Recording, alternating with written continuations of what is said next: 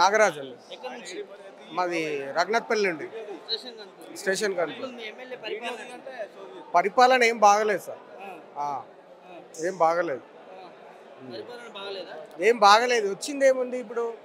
ఆయన మొన్నటి వరకు ఉన్నాడే కదా, మొన్నటి దాకా టీఆర్ఎస్ పార్టీలోనే ఉన్నాడు కదా. టీఆర్ఎస్ పార్టీల కారు గుర్తు మీదే గెలిచిండు.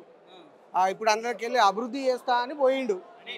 ఇది గన్పూర్ అభివృద్ధి కోసం పోయిండు. మరి ఇంత మునుపున్నప్పుడు చేసిన అధికార పార్టీలో ఉన్నాడు కదా, అప్పుడేం చేసిండు అభివృద్ధి? ఇప్పుడు కొత్తగా పోయి ఏం చేస్తాడు అభివృద్ధి? ఇన్ని రోజులైతే మంత్రి పదవులలో ఉన్నాడు కదా, గన్పూర్ని ఏ రకంగా అభివృద్ధి చెందిండు, ఇప్పుడు ఏ రకంగా చేస్తాడు? అభివృద్ధి కోసం పోయిన అంటాడు.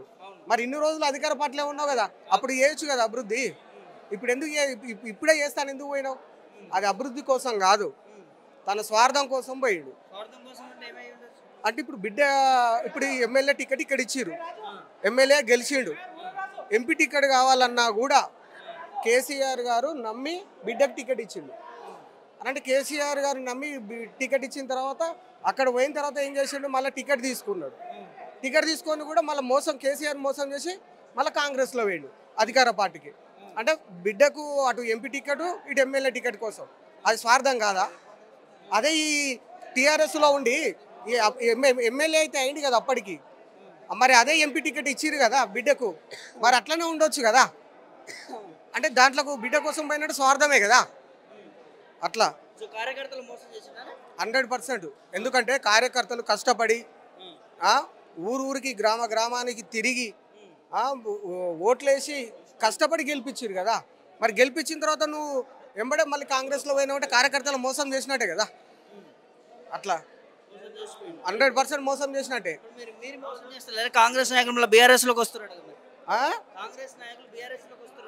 కాంగ్రెస్ నాయకులు బీఆర్ఎస్లో వస్తారు. మేము మోసం చేసినట్టు కాదు అది. ఇంత మునుపు కేసీఆర్ 10 సంవత్సరాలు చేసిన అభివృద్ధిని చూసి వస్తున్నారు. అప్పుడు కేసీఆర్ ఉన్నప్పుడు ఆయన పెట్టినటువంటి సంక్షేమ పథకాలను చూసి వస్తున్నారు. ఎవరికి? ఎప్పుడు? ఇప్పుడు లేకపోని నెక్స్ట్ టైంకు అయినా మళ్ళీ ఇప్పుడు ఖచ్చితంగా మళ్ళీ కేసీఆర్ సీఎం అవుతాడు. అది ఇప్పుడు ఉన్నటువంటి అధికార పార్టీ ఏం చేస్తలేదు కదా.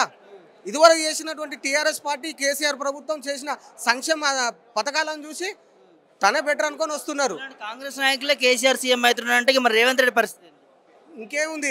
రేవంత్ రెడ్డి పరిస్థితి ఇక 0-0, ఇంట్లో కూర్చోవాల్సిందే. ఆయన కూడా సీఎం అవుతాడని ఊహించుకొని రాలే కదా. అడ్డిమారి గుడి దెబ్బ. అసలు ఆయనకే తెలియదు నేను సీఎం అవుతానని.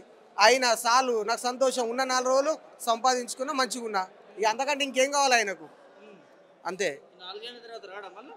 ఇంకా 4 ఏళ్ళు ఎక్కడదన్నా? 4 ఏళ్ళు కాదు, 10 నెలలనే ఇప్పటికే ప్రజలు ఏమంటారు ఈచుకుంటూ తిడుతున్నారు. ఆయన పెట్టినటువంటి అబద్ధాల హామీలు, ఆయన చెప్పినటువంటి అబద్ధాల మాటలకు ఏదో నమ్మి ఓట్లేసారు. సరే కేసీఆర్ చేసిండు, ఈయనకంటే కొంచెం బెటర్ చేస్తారు వచ్చి అనుకున్నారు. కానీ కేసీఆర్ చేసిన దాంట్లో ఒక చారణ వంతు కూడా వేయలేదు. కాబట్టి ఇప్పుడు 10 నెలలనే వ్యతిరేకత వచ్చేసింది. అలా కాంగ్రెస్ వాళ్ళు అధికార పార్టీని వదిలిపెట్టి ప్రతిపక్షంలోకి వస్తున్నారంటే అర్థమైంది ఆయన చేసేటువంటి పనులు బాగలేకనే కదా. అంతే తప్ప ఆయన ఏం చేయడు. ఇంకా 4 సంవత్సరాలు ఉన్నా కూడా చేయడు. ఇప్పుడు మా గన్పూర్లో బై ఎలక్షన్లు వచ్చినా కూడా మళ్ళీ కడియం శ్రీహరి ఆయనను ఓడగొడతారు, మళ్ళీ టీఆర్ఎస్ జెండా ఎగిరేస్తారు. మంత్రి పదవి ఇస్తా అంటున్నారు, కీలక పదవులు వస్తాయని చెప్పి మాట్లాడుతూ ఉన్నారు. మీరేమో ఓడగొడతారు, బై ఎలక్షన్లు వస్తాయని మీరు చెప్తా ఉన్నారు. ఆయనకు మేము బై ఎలక్షన్లు వస్తే 100% ఓడగొట్టడం ఒకటి.